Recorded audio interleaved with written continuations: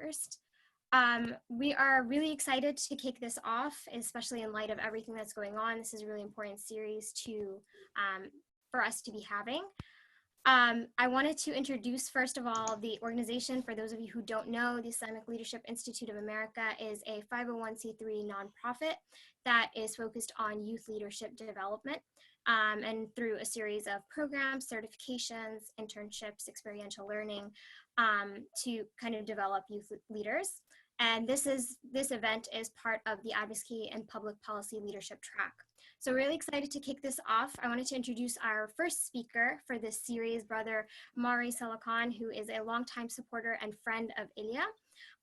And he is also a DC-based human rights activist. He is the director of operations for the Afia Foundation, which is an organization that is dedicated to advancing human rights through education and dialogue and advocacy. He's also a writer and a poet, mashallah, and a community advocate, and has accomplished very much. And we're really grateful to have him within our community and have him kick off today's series. So without any further ado, I want to turn it over to Brother Mauri to talk about today's topic, which is human rights in America through the prism of the African American experience. And then we'll be taking questions. So if you have any questions, feel free to unmute yourself and ask, or you can go ahead and send it in the chat box and we'll get to them, inshallah. So please go ahead, Brother Mauri. Assalamu alaikum rahmatullahi wa barakatuh. Bismillahir Rahmanir Rahim. Alhamdulillah. Alhamdulillah. Alhamdulillahi Rabbil Alameen. Ashhadu an la ilaha illallah wahdahu la sharika lah. Wa ashhadu anna Muhammadan abduhu wa rasuluhu. Sallallahu alayhi wa sallam. First of all, let me begin by saying I'm very, very honored to have been invited to address you all on this very important topic. And I'm even more honored to be the first to lead off this series. Alhamdulillah. Coming before this organization, the Islamic Leadership Institute of America, is always a pleasure because I see this as an organization that is very serious about molding leaders that we need both for the present and the future. And whatever contribution I can make toward that end, alhamdulillah, I'm grateful to Allah for it. My sister, what is I know the format is that I start out with some comments, and then we're going to open it up for questions, and discussion, which is what I'm really looking forward to. How much time should I devote to this opening presentation of mine? However you would like. We have until about 8:30, so you can divide the time however you see fit. Okay, I'm going to, inshallah ta'ala, I'm going to keep it short because I really am looking forward to the discussion. Let me begin with just a few points that I wanted to bring to the attention of my brothers and sisters. Point number one, there is no Muslim path to power. This is something that I often share. It's a common refrain that I've had for a number of years now when I'm addressing some of my brothers and sisters who are immigrants to the United States in the Muslim community, as well as immigrants outside of the Muslim community. I often emphasize the point that there is no path to power or security in the U.S. that doesn't intersect through Black roots. So that's point number one that I wanted to emphasize. Point number two is the importance of learning about America's human rights movement. And it's important, brothers and sisters, to understand the power of semantics and the importance of getting the semantics right. The African American struggle was not merely a civil rights struggle. It's very important to understand that. The civil rights movement was just one small part of an overall human rights struggle that began from the first day that Africans were kidnapped from their mother continent and brought here in shackles and in chains and enslaved.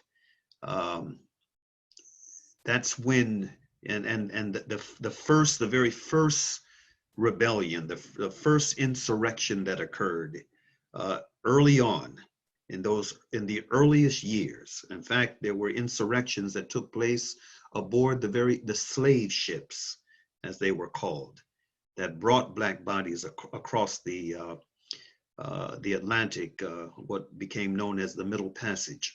There were insurrections that took place on board those ships. And so it has been an ongoing human rights movement. Black Lives Matter is not something that just came out of the blue a few years ago. This is something that has been a part of our experience from day one. So again, it's important. You know, I often hear young Muslims, and whenever I hear young Muslims refer to the African American struggle as a civil rights movement, it gives me a little bit of heartburn, because it's it was much bigger than a civil rights movement, much bigger than that. Civil rights, also, this is the second point. Civil rights is something that a country, a government confers upon its citizens, or it chooses not to. This is something that governmental powers have the power to confer. But human rights is something that comes from Almighty Allah and is given to every human being, every person throughout this planet as a natural birthright. And so again, semantics is very important. I would hope that from this presentation on, any brothers and sisters that are within the sound of my voice going forward will be conscious of the difference, the distinction between civil rights and human rights, and properly refer to the struggle that African Americans have been engaged in as it truly was. It was a human rights struggle from beginning all the way up until today. Let me also note here, as a matter of historical record, that the young boy, the young African American male that was killed by a police officer a few years ago for simply, being in a park area playing with a toy gun. I mean, within seconds of that police officer getting out of his cruiser and seeing Tamir Rice, he shot him dead, simply because he had a toy gun in his hand. And Tamir Rice would have celebrated his 18th birthday this month had he still been alive. Millions of Americans, this is point number 3, millions of Americans across the US have consistently taken to the streets to demand immediate change since the murder of George Floyd in Minneapolis, Minnesota, and millions of others in different parts of the globe have also taken to the streets in solidarity with the struggle here in the United States. And this is a very, very, very unique moment that I hope and pray that we don't lose sight of. This is a very unique moment in American history, and we need to appreciate it for what it is and respond to it accordingly. The last point, next to the last point that I wanted to make in my my opening presentation is to simply counsel my young brothers and sisters as you begin to embark upon your path in life. Avoid the Pharaoh complex. The Pharaoh complex is a hungering to be close to power, especially, in your public and your professional life, that this hunger, this yearning to be close to power. When Pharaoh, when he summoned the magicians to confront the Prophet Musa alayhi salam, when they asked what would be our reward for successfully confronting him, and of course they were not successful. But what will be our reward if we are successful? And his response was nearness to me. This is something that, human beings have hungered for, going all the way back to time immemorial. We hunger to be close to power, and this hunger, it manifests itself in many different ways, from, this quest, to do as well as we possibly can in school so that we can join so that we, when we graduate, we can join up, especially here in the Washington, D.C. area, a very prominent and distinguished government agency, and hang out our shingles, so to speak. And there's nothing wrong with working for the government. I don't want to convey a misimpression here. There is nothing wrong with working for the government. But you must be, you must have the presence of mind to work for the government, quote unquote, in a principled way. All right. And, the only way you can do that is not by being willing to sell yourself, being willing to just sacrifice your principles in order to get ahead, in order to make more money, in order to get a bigger title. We have to control this complex that human beings have. And also, also connected to that is the nasiha from your brother Saalakhan to avoid or to beware of taqleed, to beware of blind following in all areas of life, from the personal to the professional. And a case in point, a good example I can point to right now that is very present of the consequences of giving into taqleed are the two rookie cops that were part of that unfortunate scenario that unfolded in Minneapolis, Minnesota. These were two rookie cops that were along with that human demon who had his knee on a black man's throat and, just squeezing the life out of him. These two rookie cops were also there, and instead of them, following the better angels of their nature, giving them the benefit of the doubt to say that they weren't like this individual. They weren't like the career officer who had his knee. And this was a problem officer who had many, at least 17 infractions against him over a number of years, serious infractions. They were probably in a much better moral and ethical state than he was, but because they could not resist the tendency toward blind following, they followed his lead, they followed his dictates, and now these rookie cops who were just starting out their careers on that police force have permanently had their lives turned upside down. That is an example of what can happen when we are not careful, about blind following.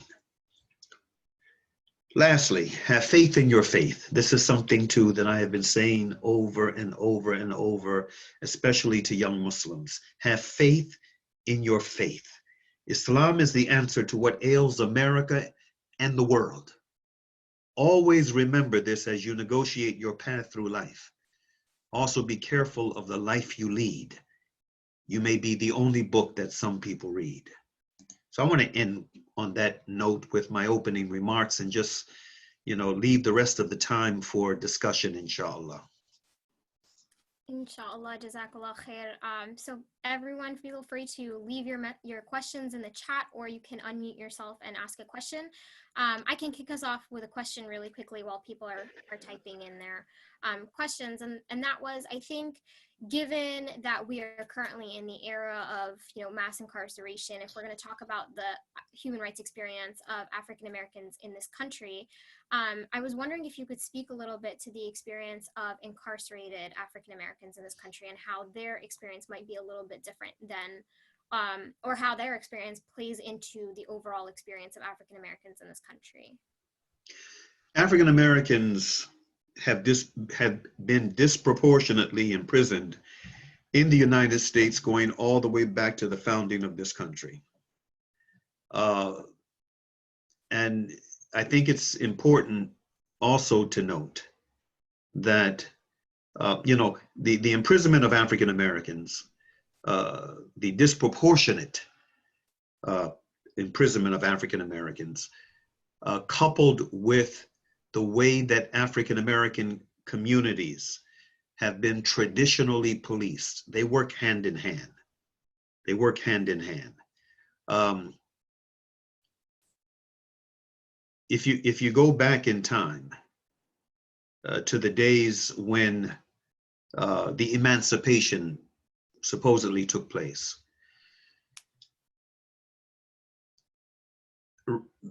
in the immediate years following the Emancipation Proclamation and the freeing of the slaves, and this actually took place, I should say, the freeing of the enslaved human beings. This actually took place over a significant period of time. It wasn't immediate. In fact, when Lincoln, when he first issued the Emancipation Proclamation, it only emancipated the enslaved human beings that were in the southern states that were in rebellion to the Union. And then later it became, it was applied to everyone across the board. It was a gradual process. But after the emancipation, and then the ushering in of what was called historically the Reconstruction period, which was a very brief period of when for the first time enslaved African Americans were able to begin the process of breathing free. It was a short-lived period because after the during the Reconstruction period was turned upside down by these determined evil folk who wanted to turn back the clock as best they possibly could, and so there was a period of what was referred to as the new Jim Crow that was initiated on the heels of a short-lived Reconstruction period. And during this new Jim Crow, the role that police had been playing in the African American community became maximized, and for lack of a better description, some of the same police or deputized police that were used to bring back runaway slaves or to put down rebellions on plantations or in certain parts of the South. These same deputized law enforcement officers then were re-deputized, and in the wake of Jim Crow, what they did was they ended up passing laws that made vagrancy laws. Many of them were termed vagrancy laws, which meant that if you were someone that you didn't have a job and you were just hanging around on the streets, deemed or labeled a vagrant, you could be arrested for that and imprisoned, and then your imprisonment could be then used for the benefits of the plantation that you were supposedly you and others were supposedly freed from. These vagrancy laws were uniquely designed and enforced specifically against the newly freed African Americans. And this began what we have come to call in today's lingo the prison industrial complex, especially as it pertains to the African American community. Now, moving from, the new Jim Crow system that was set up to where we are today, you can still see this paradigm playing itself out in cities large and small throughout America. Right in New York City, one of the largest cities in the country and one of the most important cities in the world. You had a special regime of targeting young black males and also brown males, but the special emphasis was on black males in communities large and small throughout New York. For the purpose of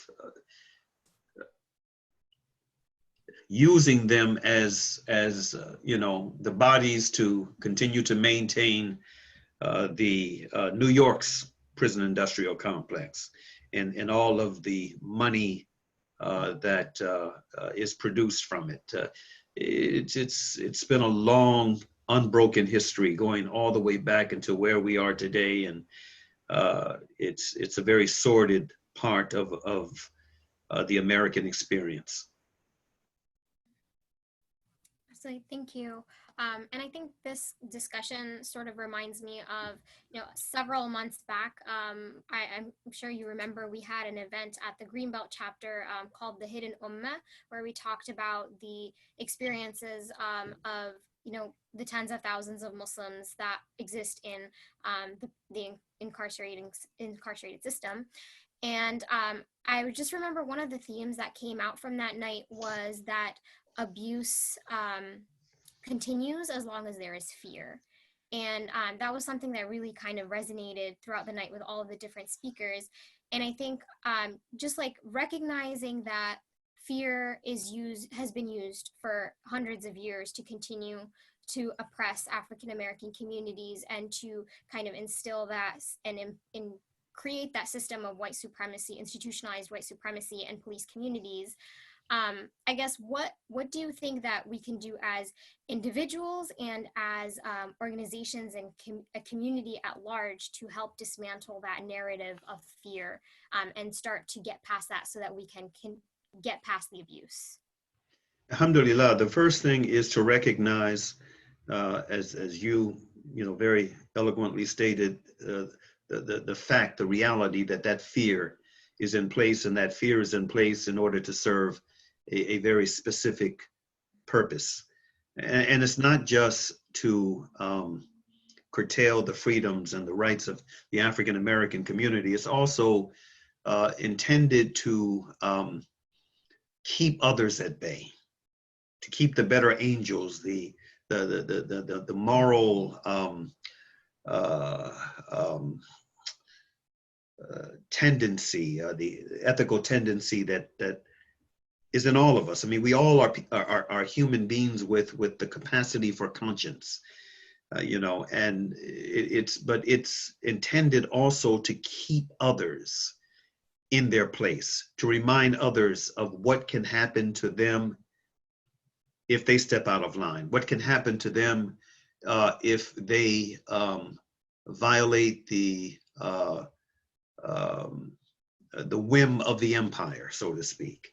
And so, what's important for us is that, we understand the requirement that we have to challenge this and to challenge it with our faith. This is what will enable us to do what others might not be willing to do. It comes down, to conscience and faith. Now, there are many folk who, alhamdulillah, I've come in contact with many people in my work over the years, many of whom have given up on religion, who have given up on institutional religion because of the contradictions they have seen, the hypocrisies that they've seen.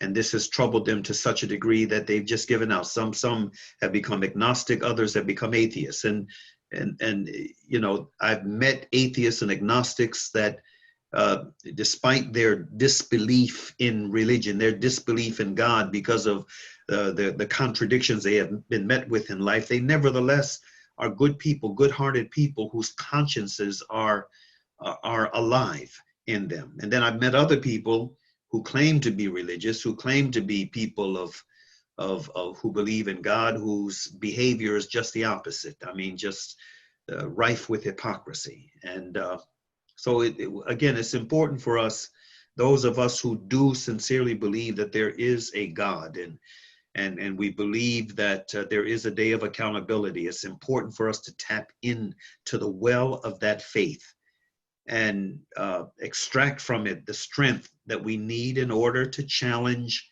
what is wrong. Our beloved Prophet sallallahu alaihi wasallam, echoing that verse in the Quran that reads in translation, "Stand firmly for justice as witnesses to Allah, even if it be against yourselves." Our Prophet said, when you see an evil action, you must change it with your hand. If you cannot do so, with your tongue. If you cannot do so, detest it within your heart, and that is the weakest degree of faith. He also said, one of the best or one of the greatest jihads is to speak truth to a governing authority that has deviated from the right way. And then there is another saying of the Prophet that I remind myself of often. It was an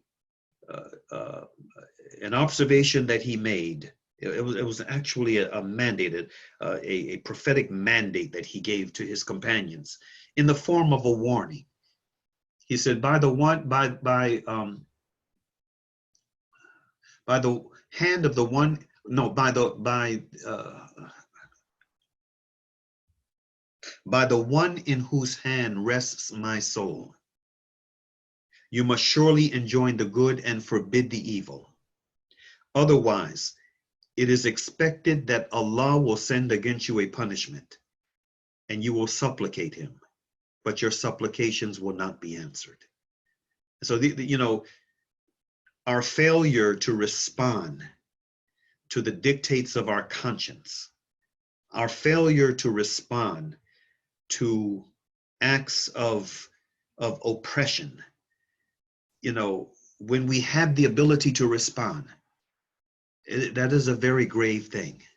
And so, my humble advice is to encourage my brothers and sisters through the well of your faith, to not be among those who turn their backs and try to sit on a fence of neutrality when it comes to issues of oppression.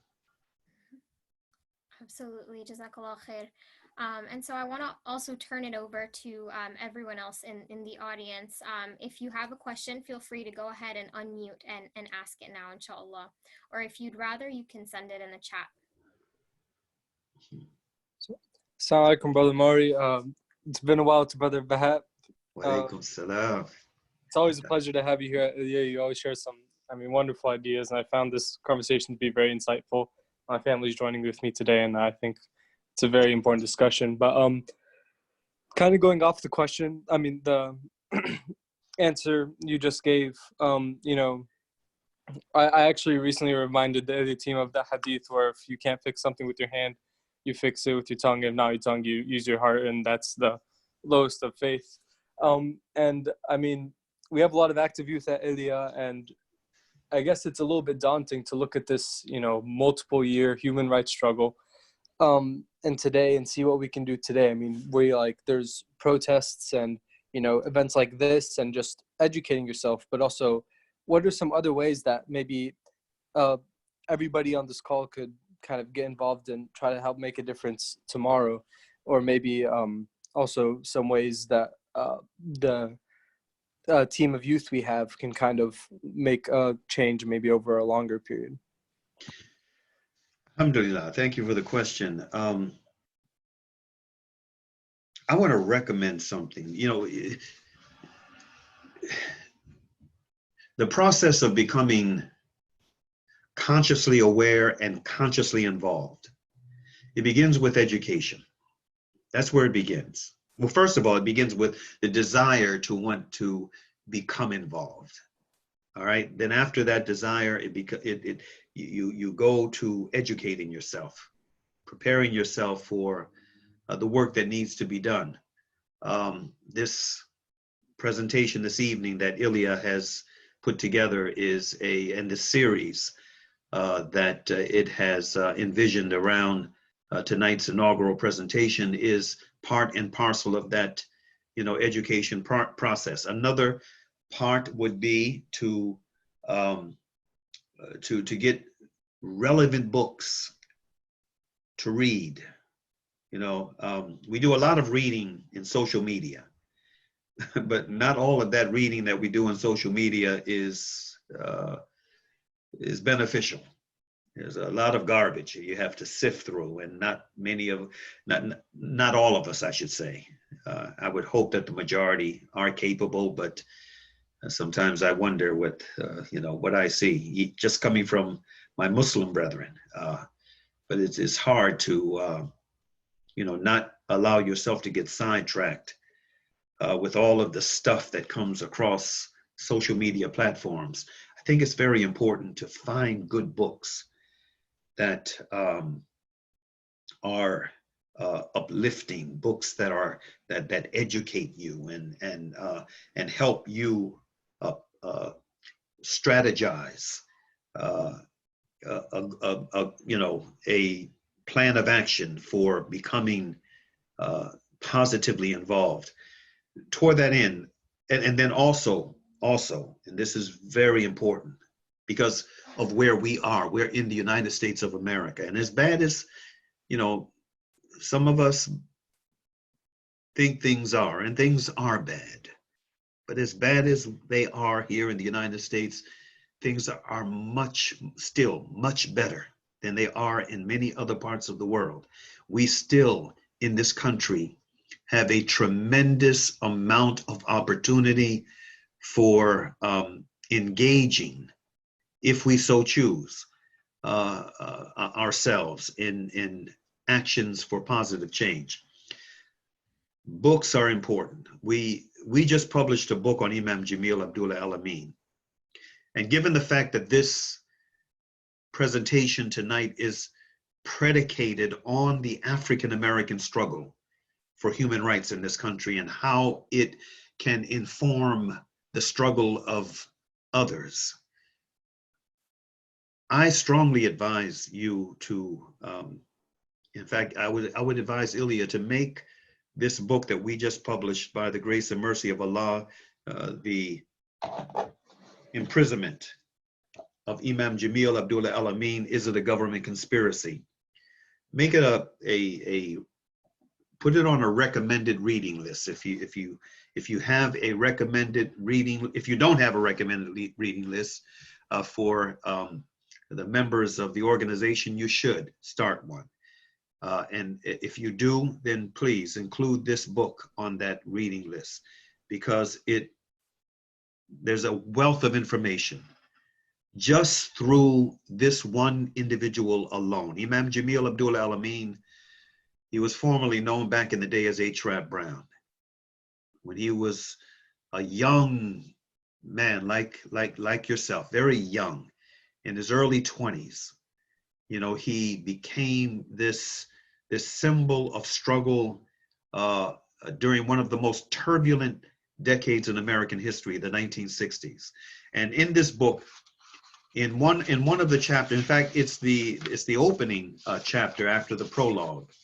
In the opening chapter of this book, chapter 1, we have a chronological sketch of Imam Jamil Al-Amin's, when he was H. Rap Brown, from the time he was H. Rap Brown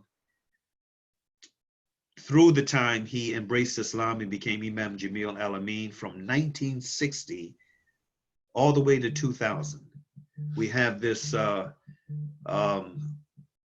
this chronology of important parts of his personal life, his personal struggle. And what they reveal is what was happening in America at that time. It gives a wonderful glimpse into the African American struggle as it was during those turbulent years. And then in another chapter of the book, we have and in fact, this is chapter 2, the chapter that follows the chronological sketch. In chapter 2, we have the interview that was done with Dr. Harry Edwards. Dr. Harry Edwards, when he was a young man, in 1968, he was the one that initiated what became known as the 1968 Olympic protests for human rights. This was one of the, this was a very significant moment in the African American struggle. This was 1968 during the Olympics, or in the lead up to the Olympics and during the Olympics. And it's included because it also provides another snapshot of how protests in sports is not anything new. This is something that has been engaged in for quite a number of years. It's important to note, brothers and sisters, that before Colin Kaepernick, there was Mahmoud Abdul Rauf. Before Mahmoud Abdul Rauf, there was Muhammad Ali. And during the 1968 Olympics, and there was Tommy Smith, who won the gold medal, and John Carlos, who won the bronze medal. And there was also an Australian who won the silver medal. His name was Peter Norman. He simply, Carlos and Smith, they raised their fists in a Black Power salute on the podiums and when they received their medals. All that Peter Norman did, was he wore a badge. He wore the protest badge, and he, stood alert.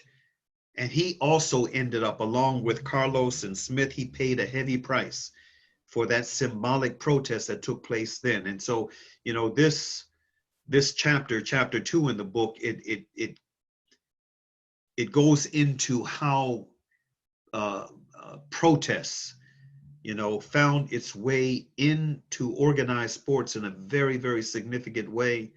And again, it predates Colin Kaepernick, but it also demonstrates the fact that, what Kaepernick did was in a long line of very principled protests in the arena of sport. So I say all that to say, again, this book is a very, very important read. It's important for both understanding that history, but it's also important for another reason. And this also gets to the question that you raised. What are the things we can do? What are the things that we should do? One of the things that I strongly recommend young Muslims to do is to recognize the fact that we in this country have political prisoners, and that many of these political prisoners, especially in this post 9/11 world of ours, many of them are Muslim. It's important that we not lose sight of this. It's important that we not ignore this. It's important that we understand the responsibility that we have to those brothers and sisters of ours who are oppressed. Imam Jamil Abdullah Al-Amin, Dr. Afia Siddiqui, Ahmed Abu Ali. I mean, just there's so many. We could go on and on. So many political prisoners, and it's important to understand also the connection in terms of policing between what's happening on the local level, what's happening with police departments on the local level in cities and states throughout this country, and what is happening on the police level on the state and federal level. And most of these political prisoners that we have today, especially the Muslim political prisoners, most of whom became minted political prisoners post 9/11. You know, they ended up being targeted by rogue police officers on the federal level. You know, the FBI and various and other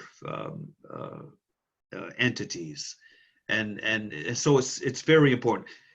I say all that to say we are in a very pregnant moment. We are in a very unique moment right now here in this country. We're in a position as a nation, and there are many people across the board, Muslim and non-Muslim, of many different creeds, of many different colors. In fact, this is one of the unique things about this moment.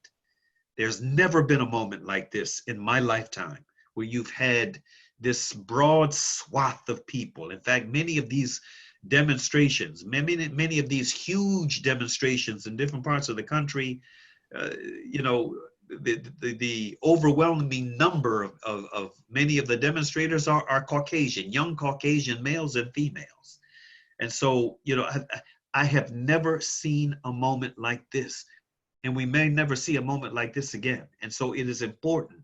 It is very, very, very important for Muslims, and especially for young Muslims, to understand the opportunity that this moment has provided us with.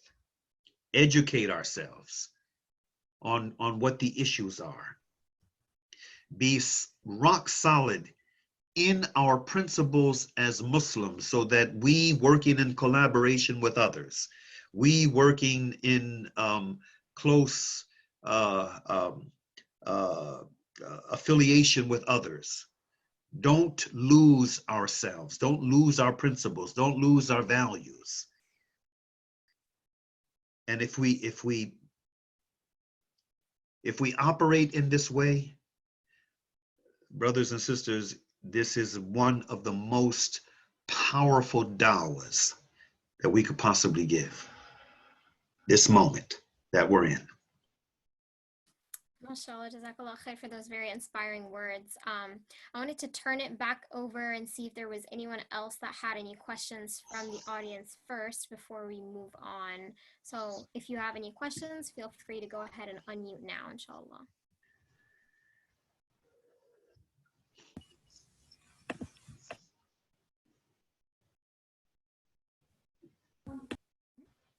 Assalamu alaikum, Brother Mauri. Wa alaikum salam wa rahmatullah.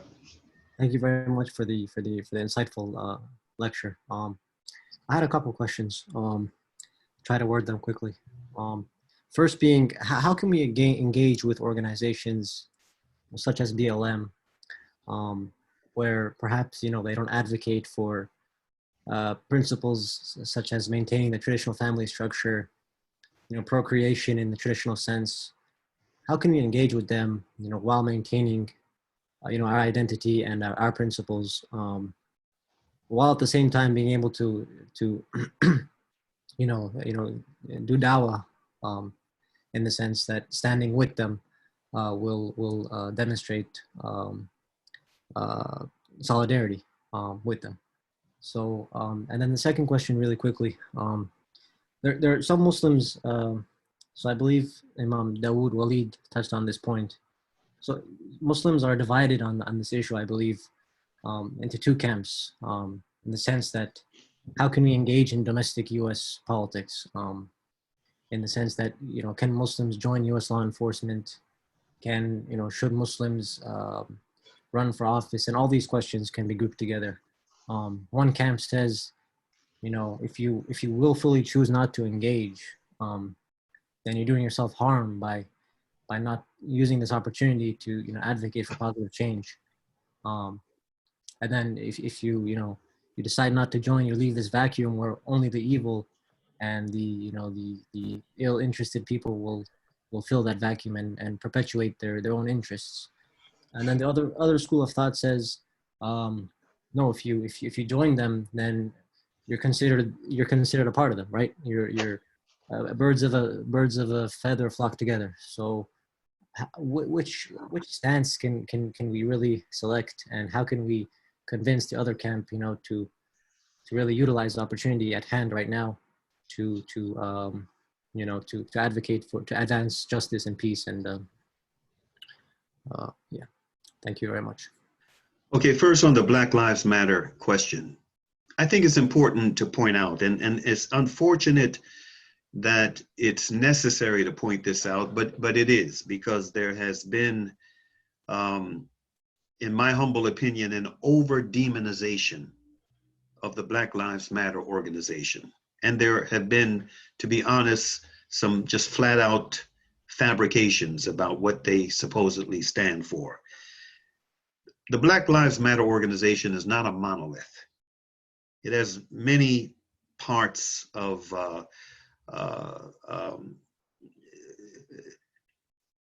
it has many facets of focus, or I should say a number of facets of focus. It started out, and it remains to this day, as an organization that is concerned about Black lives, the sanctity of Black lives across the board, across the board. It came about in the aftermath of a police homicide.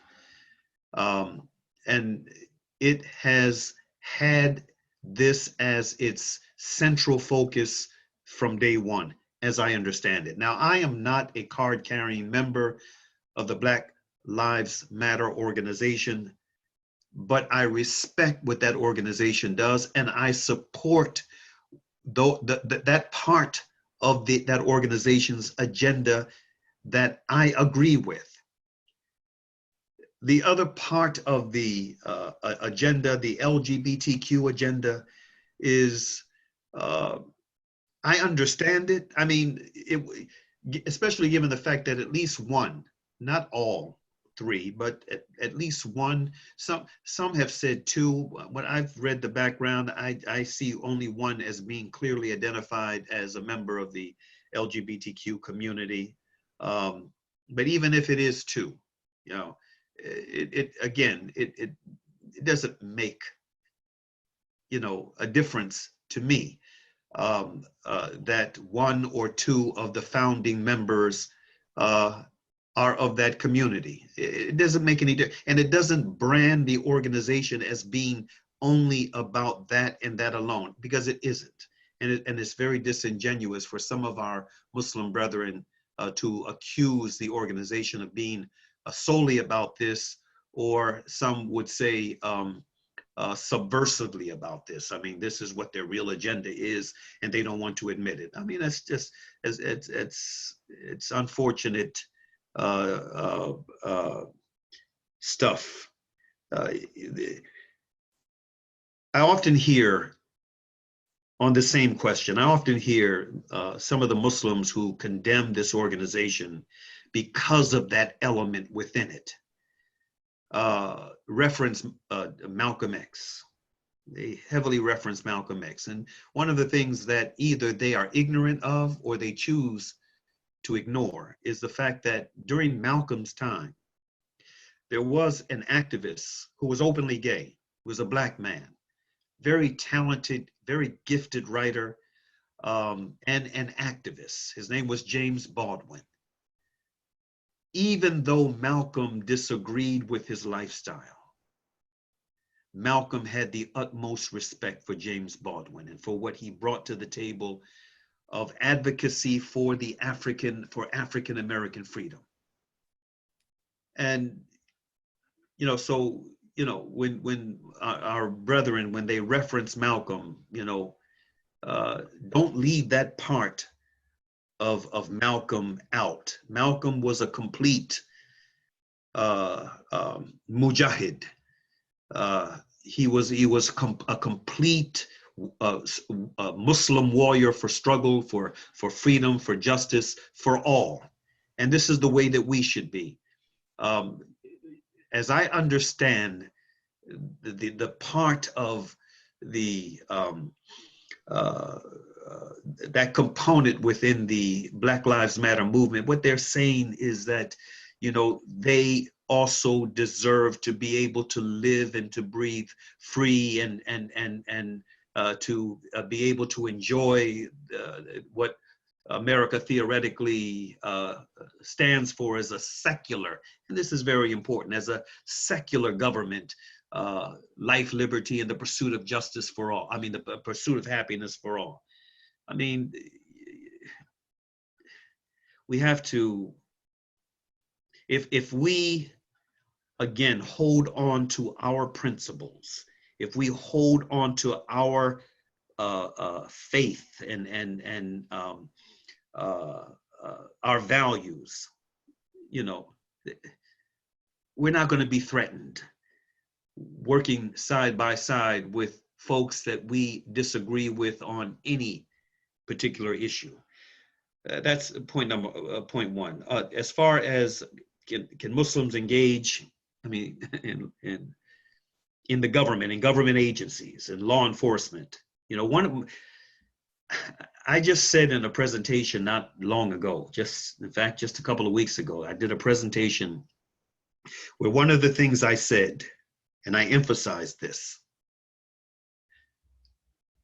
while there are those who encourage Muslims to become part of law enforcement, become police officers and at various levels in law enforcement,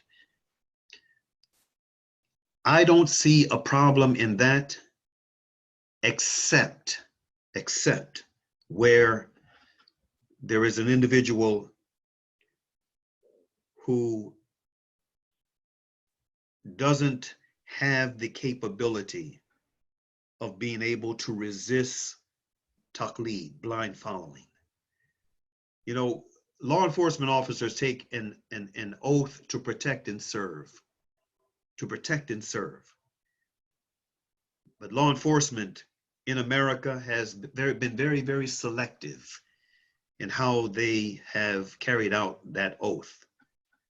For the most part, the African American community, parts of the brown community, and have been basically left out. Even parts of, the white community, poor whites, often left out when it comes to this principle of protecting and serving.